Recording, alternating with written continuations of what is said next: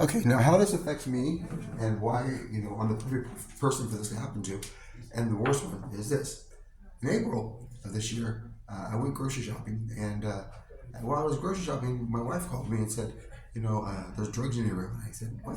And before I could respond, she hung up the phone and sent me a series of erratic texts for the next, 15, 20 minutes that were all over the place.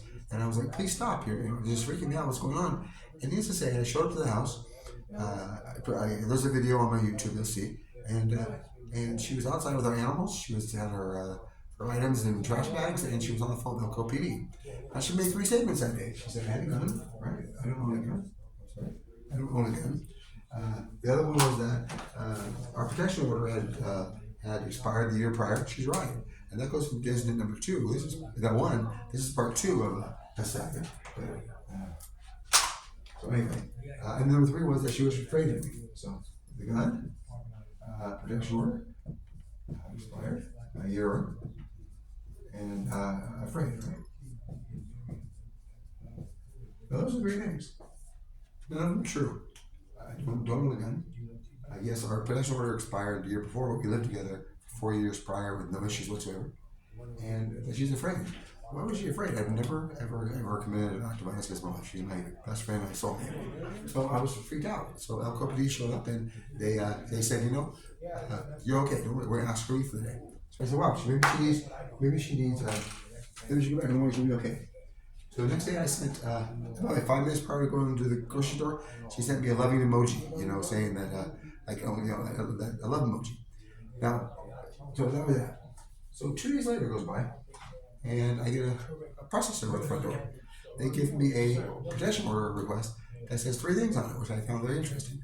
Was that, number one was that I used her credit card, right? I used her credit to get electronics at Walmart, and that I pulled her to the ground.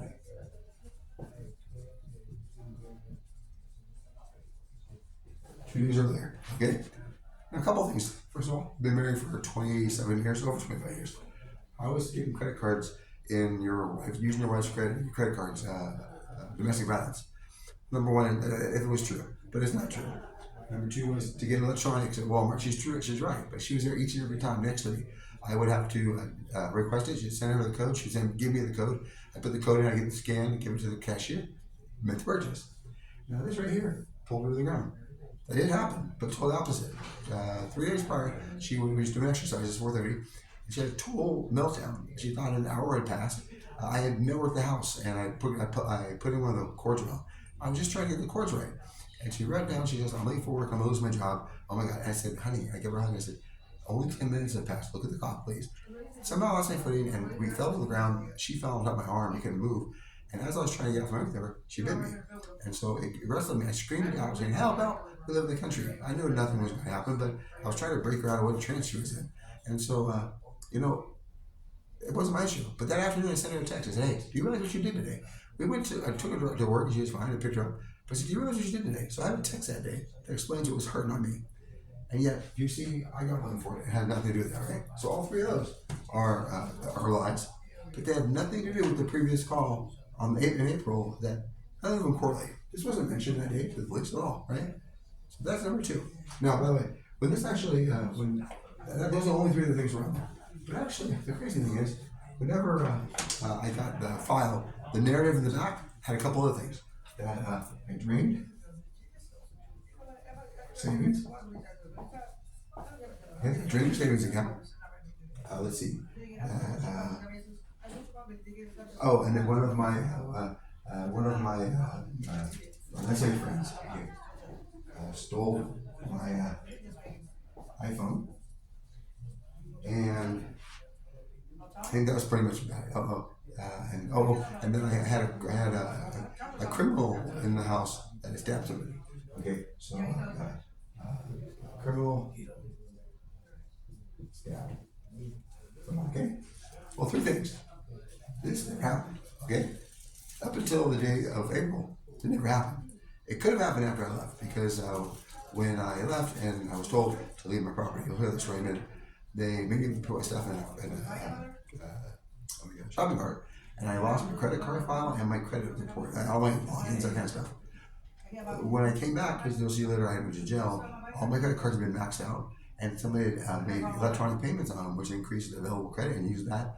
So what happened was when they came back, my credit cards were now almost double the credit line because the money had been spent and the payments didn't go through.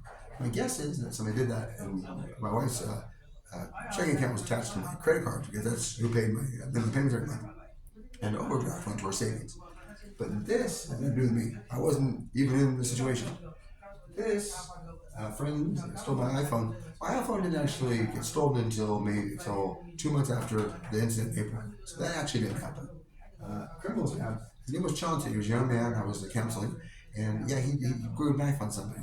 And the reality is, this crazy thing is, the week prior, we took him to Olive Garden, and she was fine with it. She was very happy, and he programmed her phone to work with Roku, and she was very happy. And she heard the story about how he drew a knife on somebody at a mental psych facility support, and because he was harassing him consistently for days, and he just got frustrated. And he's autistic.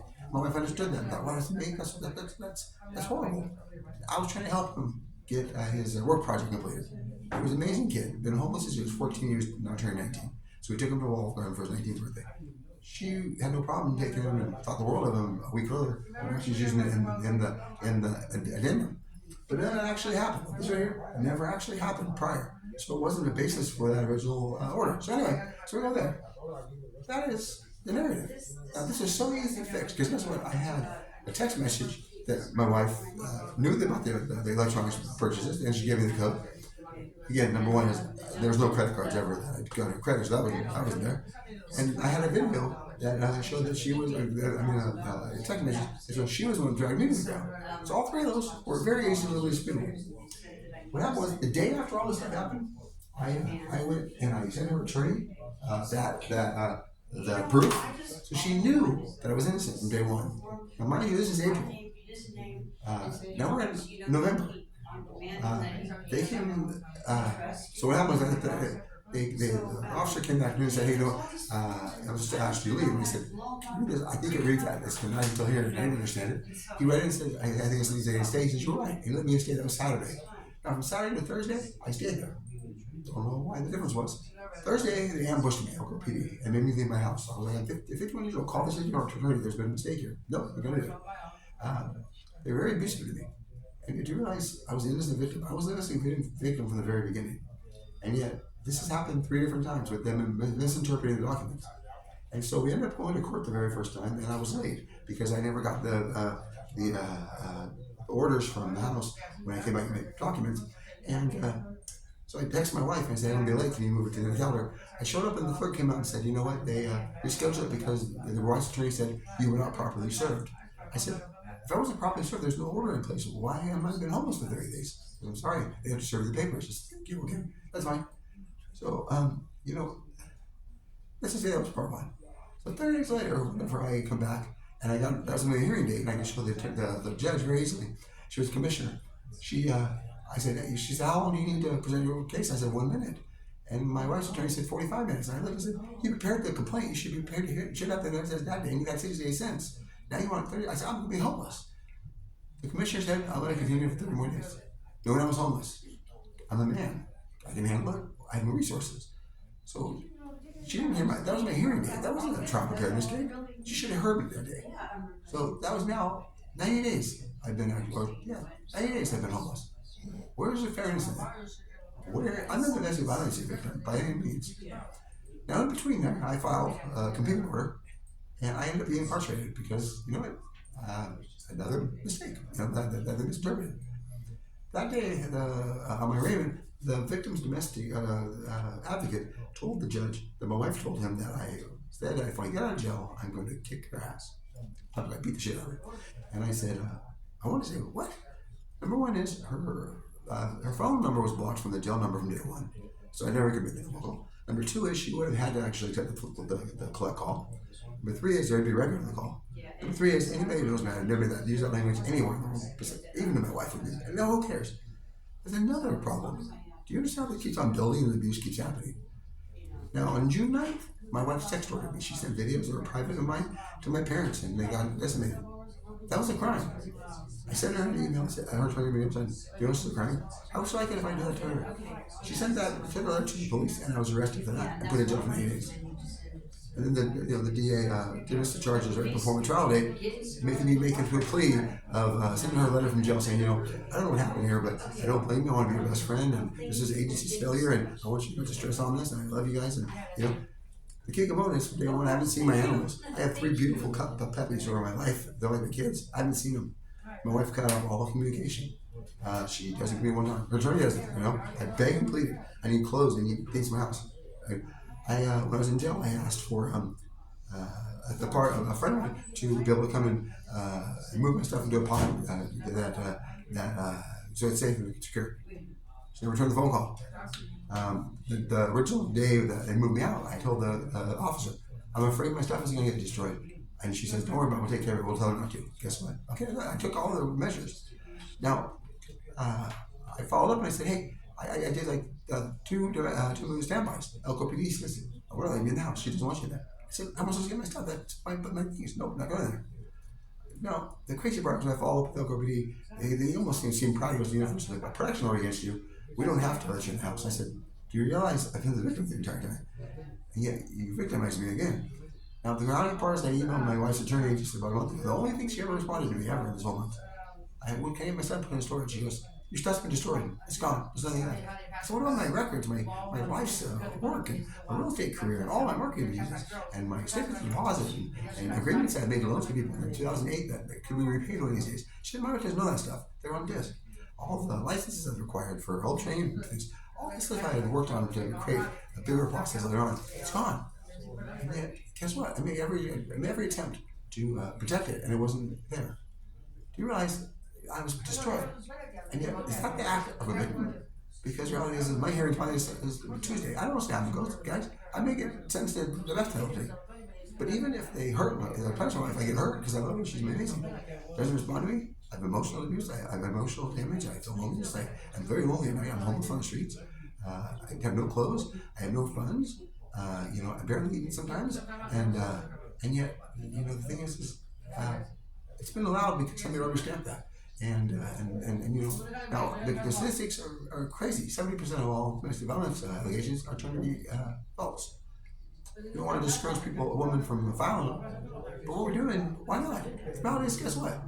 70% of the time you're creating a victim. And in the majority of those cases, if not all, they're men.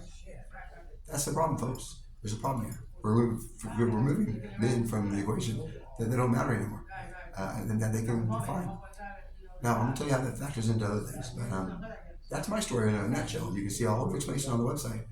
And what I want you to do is understand, this is a problem that affects everybody. So, there you go.